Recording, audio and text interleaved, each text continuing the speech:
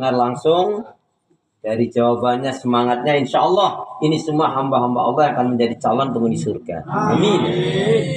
Innal hamdalillah nahmaduhu wa nasta'inuhu wa nastaghfiruh wa na'udzu billahi min shururi anfusina wa min sayyiati a'malina. May yahdihillahu fala mudilla lahu wa may yudlilhu fala hadiyalah. Walhamdulillahilladzi tatimmus shalihat. Asyhadu an la ilaha illallah wahdahu la syarikalah wa asyhadu anna Muhammadan abduhu wa rasuluh la nabiyya wa la rasula ba'da. Yaqulullahu tabaraka wa ta'ala fil Qur'anil Karim, a'udzu billahi minasyaitonir rajim. Ya ayyuhalladzina amanu taqullaha haqqa tuqatih wa la tamutunna illa wa antum muslimun. Wa qala Rasulullah sallallahu alaihi wasallam, innallaha jamil yuhibbul jamal al-kibru wa taral haqq wa ghamtunas. Bapak, ibu-ibu, adik-adik, anak-anak, jamaah sekalian, saudaraku seiman, jamaah Mushola Al-Mujahidin yang dirahmati oleh Allah Subhanahu wa taala, yang cinta pada kebaikan dan kebenaran, yang selalu mengharapkan keridhaan Allah Subhanahu wa taala. Syukur alhamdulillah kembali Allah pertemukan kita setelah kita berharap benar dipertemukan oleh Allah dengan Ramadan. Karena barang siapa yang dia dipertemukan oleh Allah Subhanahu wa taala dengan Ramadan, kemudian dia bersungguh-sungguh untuk merubah dirinya menjadi lebih baik, maka Allah akan berikan kemudahan dalam kehidupannya dan dijauhkan dari segala keburukan, musibah dan fitnah. Amin ya. Sebaliknya, raghiba anfun, kata Rasul, sungguh celakalah, rugilah orang yang dipertemukan oleh Allah dengan Ramadan tetapi tidak menjadikan dia baik. Bahkan dia tetap saja melakukan keburukan-keburukan itu, apalagi sampai selesai Ramadan, naudzubillah dzalik, bukan kebaikan yang tampak, malah dosa maksiat yang bahkan. Sungguh orang ini adalah orang yang tidak dirahmati, tidak diberkahi oleh Allah Subhanahu wa taala. Dengan menyebut asma Allah yang Maha Pengasih lagi Maha Penyayang, yang tiada ilah yang berhak diibadai dengan benar kecuali hanya Allah Subhanahu wa taala. Hanya kepada Allah kita beribadah dan hanya kepada Allah kita mohon pertolongan. Hendaknya ini betul-betul menjadi prinsip hidup kita. Karena setiap salat selalu kita nyatakan dan ikrarkan, iyyaka na'budu wa iyyaka nasta'in. Hanya kepada Engkau ya Allah kami beribadah, dan hanya kepada Engkau pula ya Allah kami mohon pertolongan. Karena itu doa minta kita semoga hati, iman, ibadah, akhlak dan ilmu yang Allah berikan kepada kita hendaknya menjadikan kita bisa lebih baik daripada hari-hari sebelumnya. Bisa memberikan manfaat yang banyak pula untuk diri, keluarga, teman, sahabat, saudara, tetangga dan orang lain. Dan insya Allah dengan semangat fastabiqul khairat, berlomba-lomba di banyak kebaikan dan dengan istiqomah yang kita minta akhir kehidupan kita mati dalam keadaan husnul khatimah. Amin ya. Kenapa ya? Kenapa? Ya, karena muslimah yang baik hatinya, imannya, ibadahnya, akhlaknya dan ilmunya, insya Allah muslimah yang baik hatinya, imannya, ibadah, akhlak dan ilmunya, insya Allah jiwanya tenang dan tentram walaupun tabungannya banyak. Perlu diulangi nih ya. Sekali lagi, kenapa ya? Kenapa? Ya, karena muslimah yang baik hatinya, imannya, ibadahnya, akhlak dan ilmunya, insya Allah jiwanya tenang dan tentram walaupun tabungannya banyak. Amin. Jadi kalau tabungannya banyak, baikin hati, iman, ibadah, akhlak dan ilmu. Tentunya bekal yang terbaik adalah fatazawadu wa inna khaira zadi taqwa, dan berbekalah kalian sebaik-baiknya bekal menghadap Allah adalah bertakwa kepada Allah Subhanahu wa taala. Bapak Ibu jamaah sehat semua? Alhamdulillah. Ibadahnya lancar, tambah sabar, makin bersyukur, lembut hatinya, harmonis rumah tangganya. Saya doakan putra-putri, anak cucu panjenengan semua makin baik, solih-solihah. Amin. Baik, jadi kaitannya dengan masalah takut. Sebenarnya ada rangkaian 8 amalan untuk menggapai surga. Tapi di poin ini, satu poin ini yang kita akan angkat. Allah Subhanahu wa taala berfirman di dalam surat Ar-Ra'd. Surat Ar-Ra'd, surat yang ke-13 ayat 20 sampai 23. Ada 8 amalan, tapi malam ini satu poin yang kaitannya dengan tema hari ini malam. A'udzubillahi minasyaitonir rajim. Alladzina yufuna bi ahdillahi wa la yanqudunal mitsaq Walladzina yasiluna ma amarallahu bihi ayyusal. Wa yakhshawna rabbahum wa yakhafuna su'al hisab. Walladzina sabaru ibtigha'a wajhi rabbihim wa aqamus shalah wa anfaqu mimma razaqnahum sirran wa 'alaniyah wa yadra'una bil hasanati sayyi'at ulaika lahum uqbad dar. Jannatu adni yadkhulunaha wa man shalaha min abaihim wa azwajihim wa dzurriyyatihim wal malaikatu yadkhuluna min kulli bab. Allahumma arhamna bil Qur'an. Ada 8 amalan untuk menggapai surga dalam ayat ini. Tapi satu poin yang akan kita kaji yang katanya yaitu takut. Apa itu 8 amalan untuk menggapai surga? Tapi sebelumnya saya mau tanya dulu pada Bapak Ibu jamaah sekalian. Bapak Ibu jamaah sekalian, kalau Anda ditanya amal kebaikan ibadahnya sudah baik, benar dan sempurna atau belum? Nah, ini pengakuan yang luar biasa ya. Mau mengakui kekurangan, kesalahan, kelemahan. Pertanyaan yang kedua, Bapak Ibu kalau ditanya kesalahan dan dosa-dosanya masih banyak atau tinggal sedikit? Masya Allah, ini kejujuran yang luar biasa ya. Yang hari ini banyak orang nggak jujur ini ya. Pertanyaan yang ketiga, Bapak Ibu jamaah sekalian, kalau Anda ditanya pingin masuk surga atau pingin banget masuk surga? Pingin masuk surga atau pingin banget masuk surga? Masya Allah, tabarakallah. Ya, amal kebaikan ibadahnya nggak sempurna, kesalahan dosanya masih banyak, pingin banget masuk surga. Semoga Allah memberkahi merahmati kita semua. Karena memang kita masuk surga bukan karena amalan kita, tapi karena rahmat dari Allah. Itu apa 8 amalan untuk menggapai surga? Yang pertama, orang yang memenuhi janji Allah dan tidak mengingkarinya. Inilah orang yang dia gunakan hidup dan kehidupannya untuk kebaikan ibadah dan amal soleh. Singkatnya, kita dalam salat ikrar, Qul inna salati wa nusuki wa mahyaya wa mamati lillahi rabbil alamin. Katakanlah sesungguhnya salatku, ibadahku, hidup dan matiku hanya kuperuntukkan pada Allah Rabb semesta alam. Yang kedua, orang yang gemar bersilaturahim. Yang ketiga, orang yang takut kepada Allah. Ini nanti akan menjadi kajian.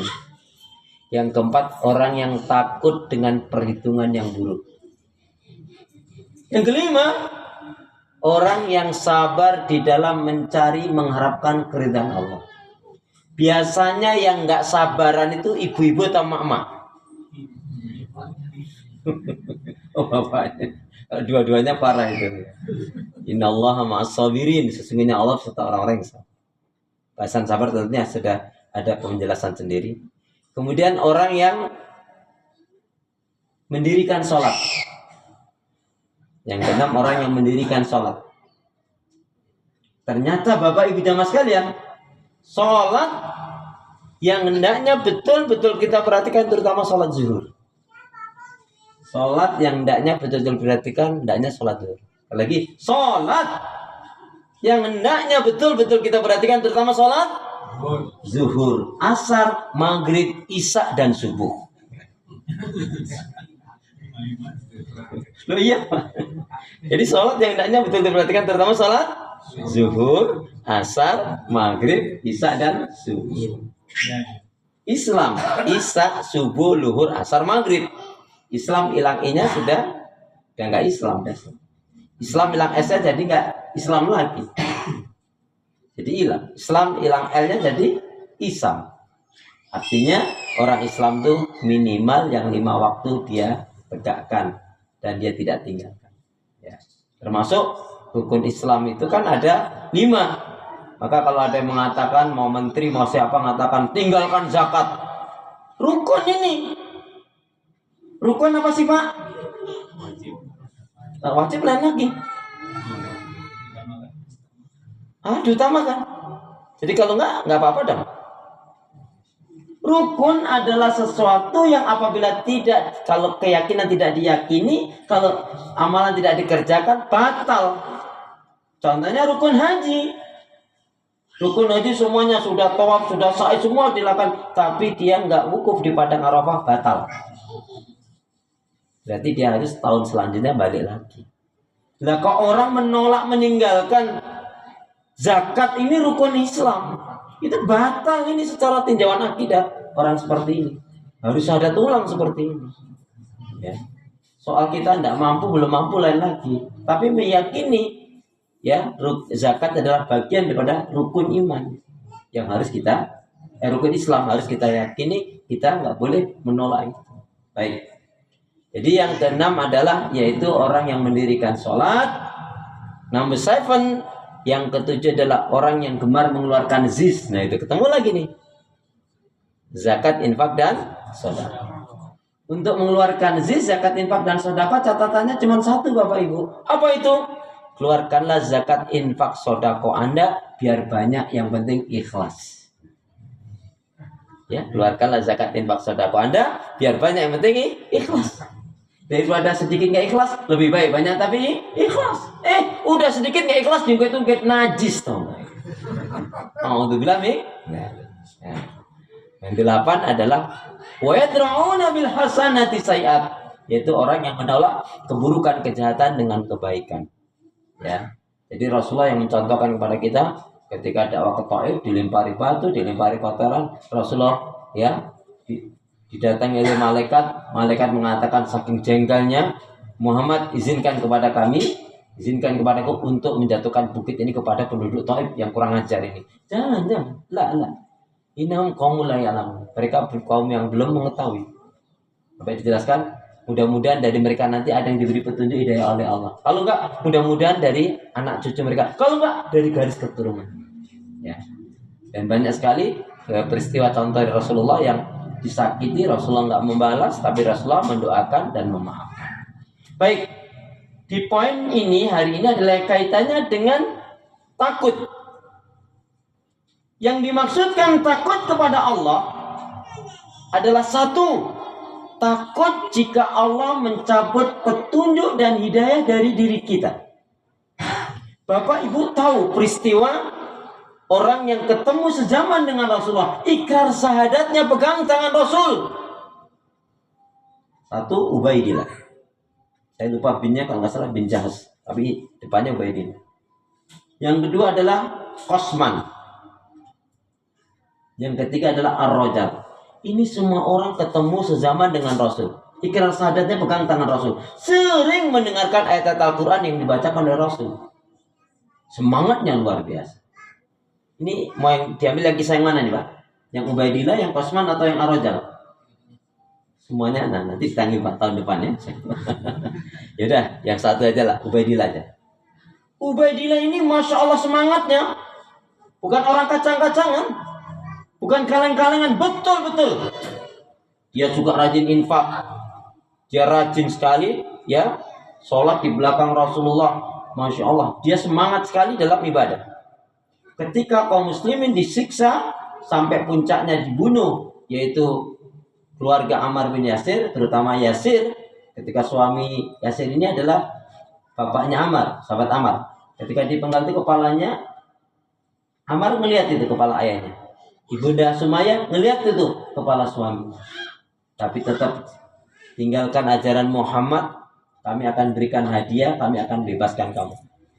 Tapi akidah imannya mantap, istiqomah, nggak bisa dibeli. Tetap mengatakan la ilaha illallah, la ilaha illallah. Demikian juga Ibunda Sumayyah, itu juga disiksa bahkan dibunuh. Nah, jamaah sekalian, banyak sekali peristiwa hal yang menyakitkan pada saat itu, mengerikan, penyiksaan. Ubaidillah mengatakan apa pada Rasulullah? Ya Rasul, ayo dong kita jihad. Jangan takut, jangan lemah. Allah pasti tolong kita. Kita nggak boleh takut, kita nggak boleh lemah ya Rasul. Coba keyakinannya seperti itu.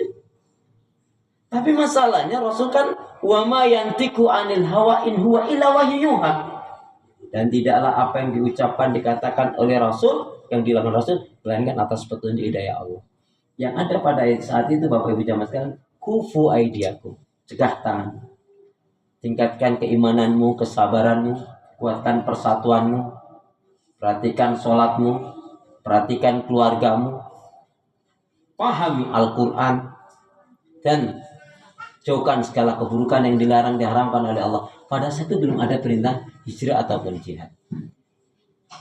Nah, singkatnya, ya, ketika hijrah yang pertama kemana? Ke Habasah atau ke Ethiopia. Ini semangat sekali Ubaidillah ini. Ketika sampai di Habasa, apa yang terjadi? 2 atau 3 bulan, tidak nyampe 3 bulan, dia murtad. Dan ini adalah orang yang pertama kali murtad dari umatnya Rasulullah. Padahal tadi semangatnya luar biasa sekali. Di situ ada sahabat Utsman, ada sahabat Hamzah, ada sahabat Ali, dan sahabat yang lainnya mengingatkan, kamu ini gimana? Bukankah kamu yang ingin hijrah? Hijrah itu untuk menyelamatkan keimanan dan keislaman kita. Loh kok kamu malah murtad? Gimana kamu? Diam. Aku udah bosan miskin. Aku udah bosan susah. Coba. Boleh bosan miskin, bosan susah. Ya kerja keras, minta pertolongan kepada Allah. Rubah nasibmu. Tingkatkan ibadahmu. Bukan malah murtad. Kata kunci di sini, termasuk orang yang dibenci oleh Allah adalah orang yang punya masalah dengan manusia atau dengan dirinya, tapi yang dia tinggalkan Allah. Hancur. Meskipun kalau kita punya masalah dengan anak, dengan suami, dengan istri, dengan anak, dengan orang tua, dengan keluarga, dengan saudara, dengan teman, ya urusan dengan manusia, tapi ibadah mestinya meningkat. Jangan malah meninggalkan Allah. Maka ada benar juga ungkapan itu. Aku dekat, engkau dekat. Aku jauh, salahmu sendiri. Astagfirullahaladzim. Ya. Nah, singkatnya jamaah sekalian, ini memang yang membuat Ubaidillah tertarik ini apa? Karena tertarik dengan anaknya rahib pendeta Nasrani yang dikenal cantik dan kaya. Tapi apakah lama dia dari murtadnya? Enggak lama juga. Enggak nyampe 2 bulan kurang lebihnya dia mengendarai kuda dengan istri yang Nasrani tadi.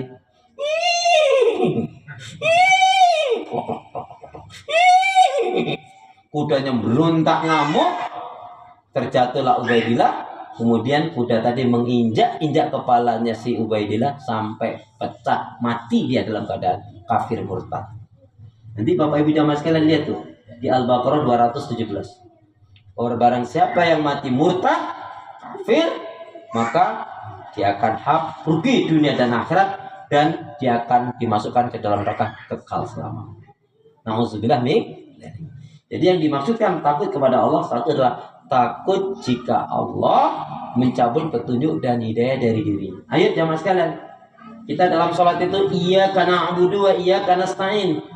Kita minta kepada Allah, kita disuruh ibadah, tapi kita juga minta agar kita minta pertolongan kepada Allah. Artinya tanpa kekuatan rahmat pertolongan Allah kita nggak bisa berbuat apa-apa. Masya Allah, la haula wa la quwwata illa billah. Kemudian yang kedua, yang dimaksudkan takut kepada Allah adalah takut apabila melanggar hukum aturan syariat Allah.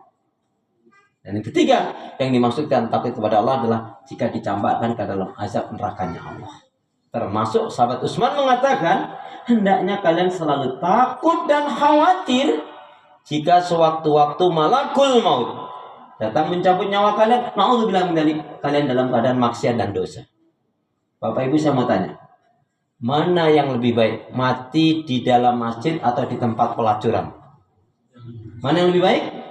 Di dalam masjid. Ya. Mati di mana nggak masalah, yang penting mati dalam keadaan bagaimana. Dalam masjid juga belum tentu.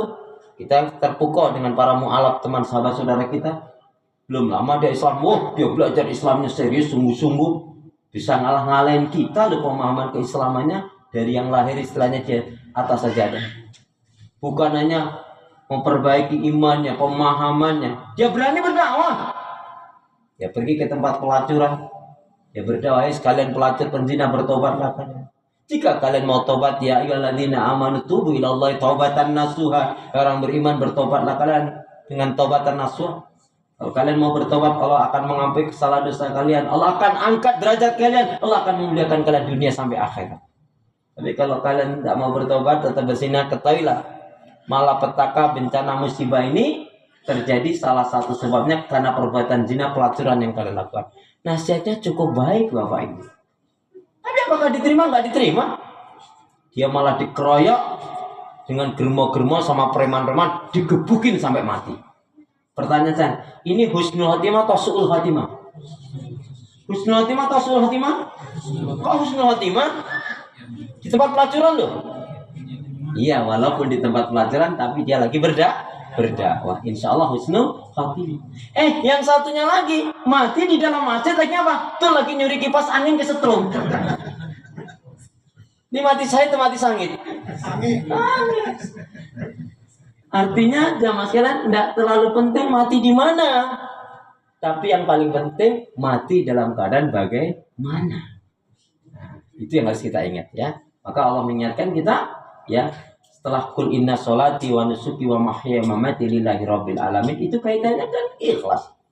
Ikhlas itu semata-mata mencari mengharapkan ridha Allah. Nggak jadi senang karena pujian sanjungan orang lain, juga nggak jadi sedih karena hina cercaan orang lain. Makanya ya kita minta kepada Allah. Nah kalau kita mau husnul khatimah, jelas yang kita lakukan harus karena Allah, dan kita harus tahu kunci kebaikan. Aku nak tanya, apa itu kunci kebaikan? Bagi bapak ibu jamaah sekalian yang bisa menjawab dengan benar, nih hadiahnya umroh bayar sendiri. Apa kunci kebaikan? Ayo pura-pura mikirnya, jangan terlalu lama. Siapa nak kasih jawab nih? Nah, bolehlah ikutin saya. Ini kaitannya dengan firman Allah yang sering kita dengar. Fa idza faraghta fansab wa ila rabbika. Selesai dari kegiatan satu kegiatan yang lain, aktivitas satu ke aktivitas yang lain, tetap dalam lingkaran ibadah kepada Allah. Apa itu kunci kebaikan?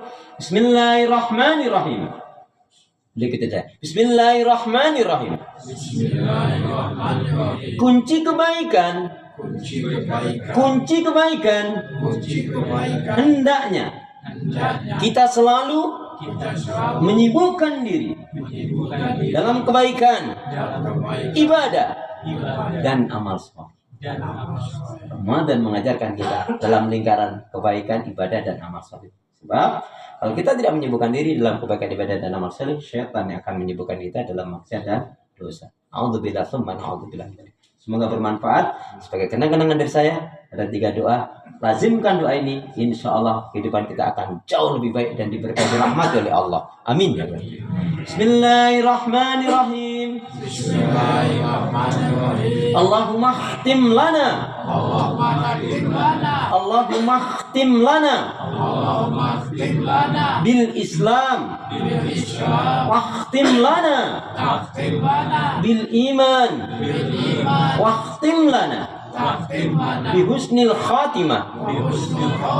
Ya Allah, akhirilah kehidupan kami dengan Islam, dengan iman, dan husnul khatimah. Ya Allah, ya Arhamar Rahimin, jadikanlah aku hamba yang sabar, syukur, taat ibadah, istiqomah dalam kebaikan dan kebenaran, dan matikanlah dalam keadaan husnul khatimah. Ya Allah, ya Arhamar Rahimin, berilah aku hati yang bersih, pikiran yang jernih, lidah lisan yang selalu jujur, akhlak yang mulia, hidup dan mati dalam ketaatan, keimanan, ibadah, sabar, dan syukur. Amin ya rabbal alamin. Subhanakallahumma bihamdika asyhadu an la ilaha illa anta astaghfiruka wa atubu ilaik. Punya niat yang baik, hendaknya segera tunaikan. Beramal soleh janganlah ditunda-tunda. Ikan sepat, ikan gabus, lebih cepat lebih bagus. Burung irian, burung cendrawasih. Cukup sekian. Terima kasih. Assalamualaikum warahmatullahi wabarakatuh. Waalaikumsalam warahmatullahi wabarakatuh.